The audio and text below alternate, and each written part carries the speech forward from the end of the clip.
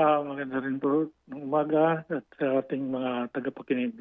Opo, engineer, sa mga oras na ito, kamusta po ang Eastern Samar? Bali dito sa Eastern Samar, sa mga oras na ito ay makulimlim pa rin kami. Wala na kaming ulan, wala na rin hangin, makulimlim lang. Pero may mga partial report kami, nag-gather pa kami ng mga kung anong dating sa flooding, wala pa kaming as this moment wala pa kaming report sa damages ng houses, wala rin sa damages ng agriculture, hindi pa kasi namin consolidate. Bali yung nagkaroon lang ng blackout nung 12:30 kagabi at na-restore naman ngayong 8 o'clock, yung kalahati pa lang yung may ilaw dito sa amin sa Eastern Samar. Opo. At sa pagkangayon. Opo, marami pa rin po ang mga kabahayan dyan po sa Eastern Samar para, Engineer Thomas, ang walang kuryente as we speak. Oh, well, marami pa. Lalo na yung malapit sa Northern Samar. Doon ka lang napiktuan kasi sa amin naglandfall yung bagyo sa bayan ng San Policarpo. Opo, ano mga lugar po ito, Engineer? Yung mga kabahayan na wala pong kuryente as we speak po? Bali, yung bayan ng Taft, Canabid, Dolores, Maslog, Uras, San Policarpo, Ipapad at saka Artici. Opo. Nung paglandfall po ng bagyong Opong, Engineer, kamusta po? Ano po ba itong bagyo sa inyo? Malakas ang hangin o malakas ang pag-ulan? Malakas, kombinasyon po Malakas na hangin at saka pag-ulan. Kaya lang, pabugso-bugso. Hindi yung tuloy-tuloy yung hangin, hindi tuloy-tuloy yung ulan. Malakas, pabugso-bugso ang ano niya, pero malakas talaga. At saka matagal.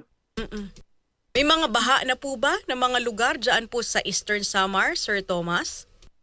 Sa awa ng Diyos, sa banda sa may Hipapad, sa mga low-lying areas, bali, maganda lang na nagkaroon tayo ng preemptive evacuation, kagaya ng Maslog at saka Hipapad. May baha na at nag-subside na rin. Yung mga evacuation namin, ay yung iba ay bumalik na.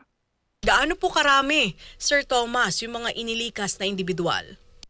Bali, may total kaming nailikas na 8,508 individual, which is equivalent to 2,556 families po. Kanina nabanggit mo may mga nagsiuwian na po ng mga kababayan. Safe na po ba silang bumalik sa kanilang mga tahanan, Engineer Thomas? Sa flooding safe naman po. Wala naman po kami masyado sa storm surge. Kasi yung upstream municipality namin, dalawa lang, yung Maslog at saka Hipapad. Karamihan naman doon nasa shoreline. Opo. Yung mga municipalities and cities namin. May mga casualty na po ba tayong naitala, Engineer Thomas? May mga missing po kami. Ilan po ito? Sa municipality ng Maydulong, may 5 po. Yung Fisher Fox, bali, umalis sila ng 23 pa. At sa ngayon, hindi pa nakakabalik. 5 mangingisda? Opo. Opo. Pero meron na po bang ginagawang hakbang ang ating Philippine Coast Guard para po hanapin itong mga 5 mangingisda na nawawala, Engineer? Nag-try yung Philippine Coast Guard sa pagkangayon. Ay bumalik sila, hindi pa kaya ng kanilang water asset kasi malalaki pa ang alon. Nag-zero visibility pa. Ang ginawa na lang namin, nag-request kami sa OCD ng air asset. Coordinated na po yan. I-update na lang kami kung kailan kasi makulimlim pa tinitingnan pa kung kailan pwede makalipad yung helicopter pa. Oo, hindi pa safe kasi na mag-aerial survey tayo dahil nga sa nararanasan pa rin dyan na masamang panahon, Sir Thomas. Opo. At saka mayroon din kami sa B1, yung 6 na missing namin. Maganda na lang at na-rescue na. Isang pamilya sila, may bata, 2 babae, may buntis at saka yung kanilang mga asawa. Ngayong umaga lang, na-rescue ng mga IMRIMOS ng Bayan ng Giwan at saka sa tulong na rin ng Philippine Coast Guard. Opo, paano po yung nangyari? Bakit po sila naitala na naunang nawawala at kanina nga po nasa GIP? Sila ba'y biktima po ng landslide o paano po? Hindi, sa dagat din. Dagat din. Mhm. Oo, sa dagat. Bali, papunta sila ng ng isla ng Humunhon. Galing Bayan ng Giwan, galing mainland Giwan papunta sa island. At sa tingin namin, bumalik sila nagka-diferensya yung makina.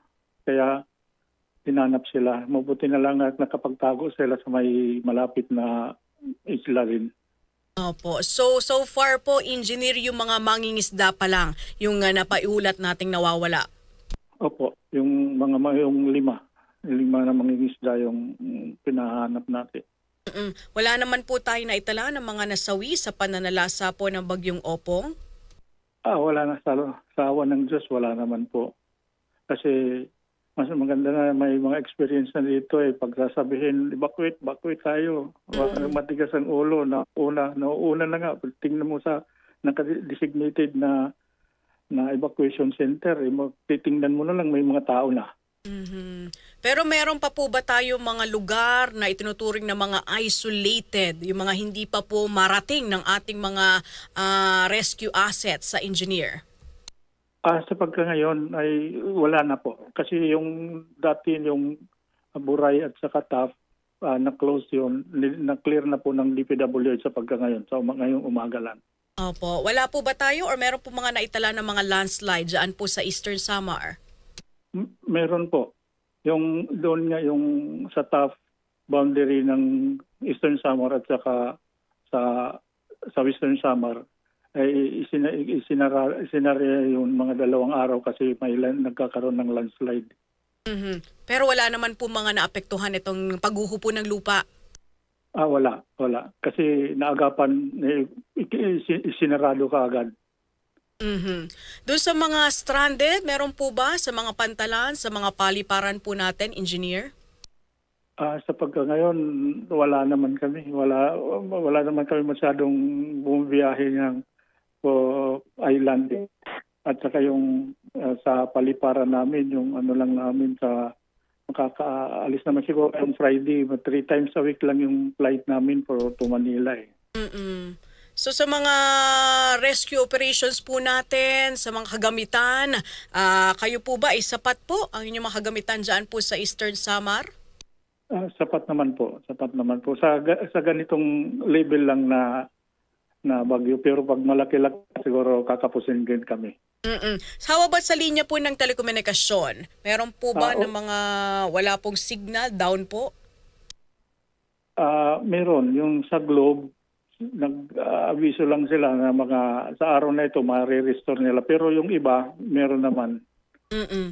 Meron po ba tayong rekomendasyon, engineer, na maapasa ilalim po ang Eastern Samar sa state of calamity?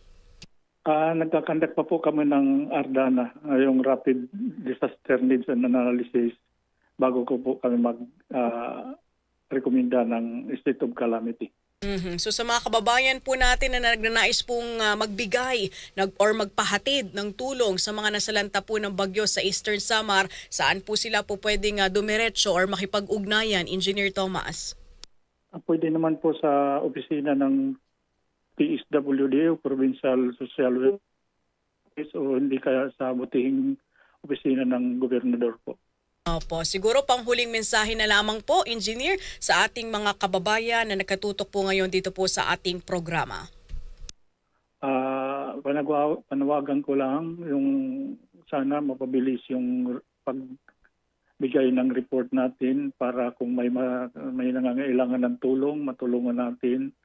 At saka kung sino mang may puso na makakapag-donate kasi kailangan din namin ng food packs at saka hygiene kits sa pagkangayon. Yung mga inilikas po ba, sir, paano po? Nabigyan naman po sila ng ayuda? Nabigyan na po yung mga... Kasi pag pumunta yan sa evacuation, kami na ang nagpapaano ng pagkain doon. Yung barangay muna, pagkatapos yung munisipyo, Tapos kung kailangan ng augmentation ng province, kami na po. Ayun. Okay, Engineer, maraming salamat at mag-iingat po kayo dyan po sa Eastern Samar. At salamat po. RMN Special Coverage. Tutok